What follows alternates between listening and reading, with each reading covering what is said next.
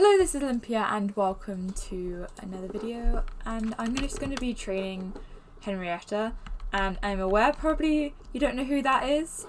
It's this horse. I bought another horse off camera.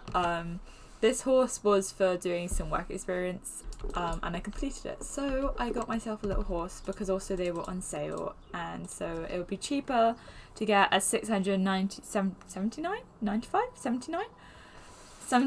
star coin horse and a 950 star coin horse, so half of it was star coin motivated, I'm not gonna lie. But I thought I'd do some training with her. She's called Henrietta because, okay, it's a bit of a weird name for a horse. Actually, it's probably not a weird name for a real horse, but like for a star stable horse, incredibly weird. Oh yeah, my window's open, and every single time it gets like slightly sunny in England, everybody gets their like lawnmowers out and all their chainsaws, and they start doing stuff in their gardens, and apparently people now get their planes out. So what was I saying beforehand? Oh yeah, Henrietta, the name. I went to a National Trust, and the owner, or like, you know, the lady of the house in previous years, and by previous years I mean the 1900s, she was called Henrietta, and it stuck in my head when I was getting this horse because I got it like the same day. So yeah, I ended up with a horse called Henrietta. There we go. That's the story behind Henrietta. She's a celle français. I butchered that pronunciation. I'm so sorry to any French people. And yeah, I've trained every other horse I own, and that is a very massive flex. I know that. But this Equestrian Festival genuinely got through 4 horses. Yeah, so I've been doing really well with the training. I'm going to get another one next Thursday, I think. I don't know if I'll record it because, I don't know. Sometimes there's pressure when you buy a horse on camera, and I don't think I'm very entertaining when I'm thinking of names because I just have lists that I just go through. So, I don't know. But, yeah, next Thursday is VE Day, so very exciting. VE Day is Victory in Europe Day, so it's 80 years since the war ended. Second World War, not the First World War. That's been over 100 years now. VJ Day, which is Victory in Japan Day, happens in like August, but the main bit of World War II, which was Europe and the European fronts, at least for Britain, where we mainly fought. Yeah, 80 years this year since Victory in Europe Day, which happens on the 8th of May. So, yeah. That's why I'm getting that horse. I just don't really need an excuse because I've got like 7,000 star coins. Can I just say, the new level up thing is so annoying because I have to sit here and watch it instead of gives me a little message that goes, your horse has gone up a level. It's like, great, okay, that doesn't interfere with anything. But now I have to actually click things. And I know for some people it's better, but like, I just don't really want to click things. So yeah, so I'm excited for V-Day because I also get to ring some church bells. Here we go. Here's my life updates. I started bell ringing. I'm not religious in any way. I just wanted to ring some church bells, and so I'm ringing bells for V-Day. I've applied for university, so I didn't think I'd go to university. I'm not gonna lie. I didn't think I was like an academic person, and the first university I looked at talked down to me because I do a BTEC at college, which is more like, if you don't know what a BTEC is, it's like a practical sort of A-level. So instead of doing exams, you do coursework and you do things like work experience as included in your course. So, and my dog's outside. You can probably hear him as well. So I looked at that university and they talked down to me for doing a BTEC. So I nearly got put off entirely. But then I went to a different university and they were like, oh no, BTECs are great, we love BTECs. And so, yeah, that's where I'm going. Yeah, so I'm excited for university. Any other life updates? Yeah, I got rid of my social medias. That's my other big life update. I got rid of them last September, so I haven't been active on Instagram, and that's why in the last few videos I haven't been like going, oh, follow my Instagram, because I don't have Instagram anymore. I mean, my account still exists, but I just don't use it. Don't bother following my Instagram because I don't use it anymore. Basically it was just making me really sad all the time, and like social media, the algorithm is designed to make you angry, because that can you know, gets engagement. So it wasn't really like conducive to my well-being, and I was finding myself really frustrated and angry all the time, and really burnt out. So I got rid of it, and I can't say it's made me more productive, because I just found other ways to like be to procrastinate. But it has made me a lot calmer and happier. But also on the other hand, I struggle now to contact my friends a bit easier, so I don't know, swings and roundabouts. But I've been getting outside a lot more. That's been another great thing with not having social media, is I go outside, and I've done puzzles, and I found just other hobbies in general. I do Norwegian lessons now. There we go, that's another bigger life update. I've been learning Norwegian from a tutor. Yeah, so life is going pretty well right now. Stressful, full of stuff happening, but not terrible. So I've been enjoying this festival. Okay, I didn't do it last year. I didn't record at all last year. Oops. This is the first time I've done it in like a year or so, and it's been pretty fun. It's got my horses up quite a lot of levels, which was, you know, main objective. Train my horses. Yeah, and I've been doing a lot more championships. I literally just like 10 minutes ago got the mask ribbon. I need to go talk to the Baroness as well. That reminds me.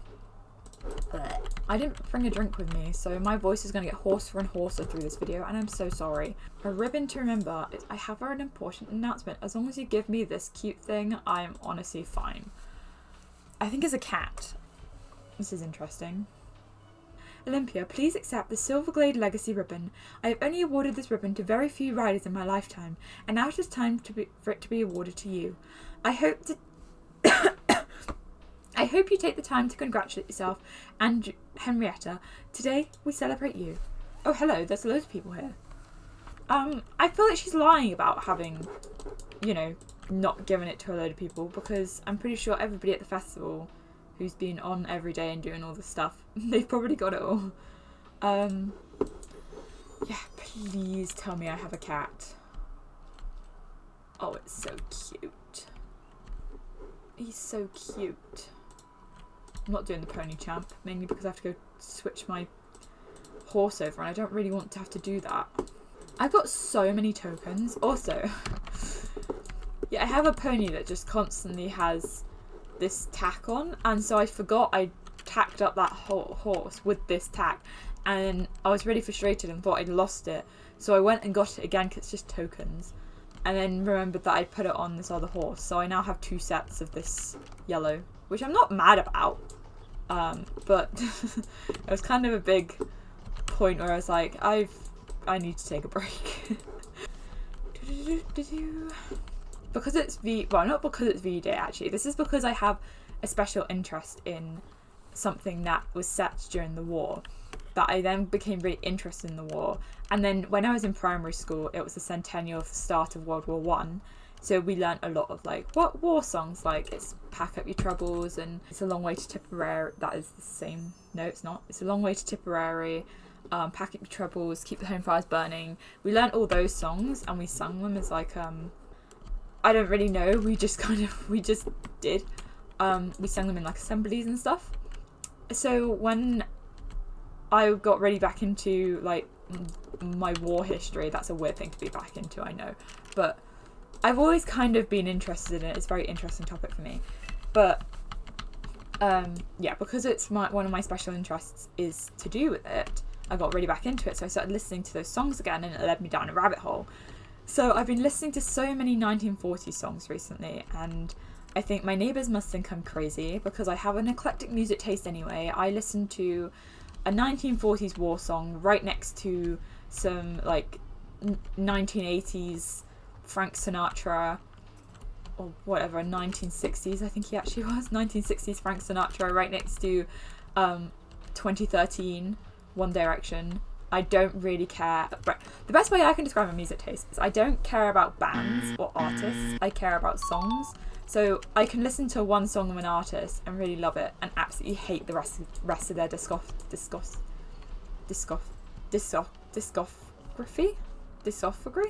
I don't. I know the word. I know how to spell it. I just can't say it. Discography. I can hate the rest of their discography. That was a struggle to say that. So I don't really have a favourite band or a favourite artist or a singer or anything. I just like songs.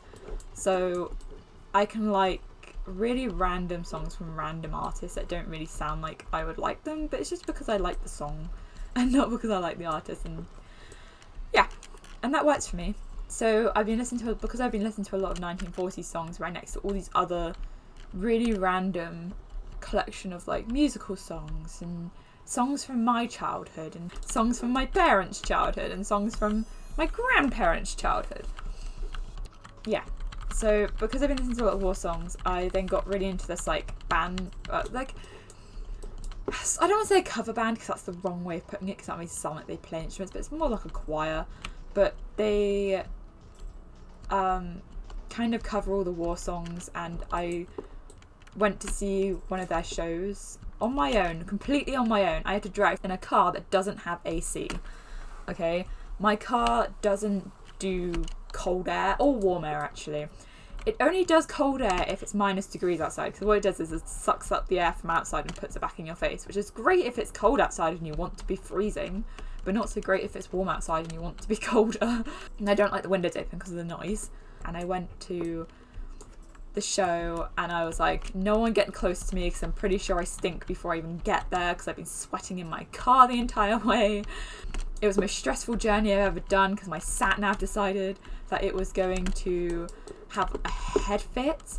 It was like, no, you've got to redo your licensing agreement. And I was like, this is not the time. I'm driving 40 right now.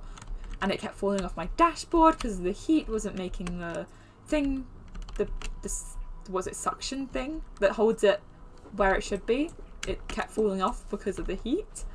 And then my windscreen seal just started coming off, and I was like, this is the most stressful drive I've ever had. Yeah, it was awful. But the show was great. I loved it. It was a very long show, actually. It was like 2.5 hours, which was great. I loved it. It was all those war songs, like Pack Up Your Troubles and It's a Long Way to Tipperary and Keep the Home Fires Burning and Run Rabbit, and all of those songs, they're all designed to be sung in groups, as like groups of soldiers, groups of, you know, people at home doing crafts, all of that kind of stuff. They're all designed to be sung together. And so when you're in that kind of environment where you have, I mean, I was the only young person there. It was in the middle of the day on a weekday, so I was the only person there that was like below the age of 30. And the people that were like 30 and up to like 40 were only there because they needed to take their parents, grandparents, care responsibilities. So I was the only really young person there. But it was really good to be in an environment where I don't really like concerts because I'm not a big fan of massive amounts of people and loud noises and all of that. So it's the first kind of like music-y concert thing I went to, and I kind of describe it as an old person's concert. Where it's clearly designed for old people. But yeah, it was great. I loved it. It's my kind of speed. You're welcome. I'm sorry I don't really message people on... I don't know. I get really anxious. It sounds really weird because I can talk to a microphone and put that on YouTube for like anybody to see and be absolutely fine and not be very anxious about it. But as soon as I have to talk in Star Stable, I'm like shaking. I don't know what to type. My ability to type goes out the window. Someone did a group race with me during the week, and then they were like, oh my god, I'm a really big fan, and I was like shaking because I was like, I don't know what to respond to that with. I don't really get that reaction very often. And I was like, I was really touched and I really loved that, but I was also like, I don't know what to do. Yeah. And also at the same time, my mum and my sister were in my room talking at me, and I was like, can we just hold it for a second, guys? I'm kind of busy. So yeah. I'm really sorry to that person that I basically just did not respond to or responded really blandly to. I was really like happy that, you know, you'd taken the time to like, that, you know, that you like my videos, but the anxiety got me. And also my family got me because they were just like in my room putting stuff on my keyboard, and I was like, I'm kind of like in the middle of a race here. I need to be able to see my keys. So, oh, I also got a new piano. Here we go. If you're new here, I've played piano for 10 years. That does not mean I'm very good at it. I'm still actually kind of bad. But I got a new piano because, not because my old one, which is a really nice upright piano, not because that one's like dead or anything, it's because I need a keyboard for uni. Actually, it's an electric piano. There's a difference between a keyboard and an electric piano. An electric piano has 88 keys, which is the amount of keyboard like a normal piano has, and a keyboard has less than that. And it's usually used for like music production more so than like actually performing music. Did I do I think I must have done the 100 one. Yeah, I did. What other ones have we got? I could go do Sabine's race. I've done Sabine's race. Hang on a second. Let me just figure out where I am. Anyway, I got a new piano for uni because I can't take my upright with me, unfortunately. My upright's so old. It's very old. It has ivory keys. That's how old it is. Yeah. So I got a Yamaha, which apparently is quite a good brand of piano. So I'm not gonna lie, it's a bit weird. I don't like keyboards or electric pianos usually because the keys feel weird. On the ivory keys, I'm just going to put a disclaimer out here that I know ivory is a bad thing, okay?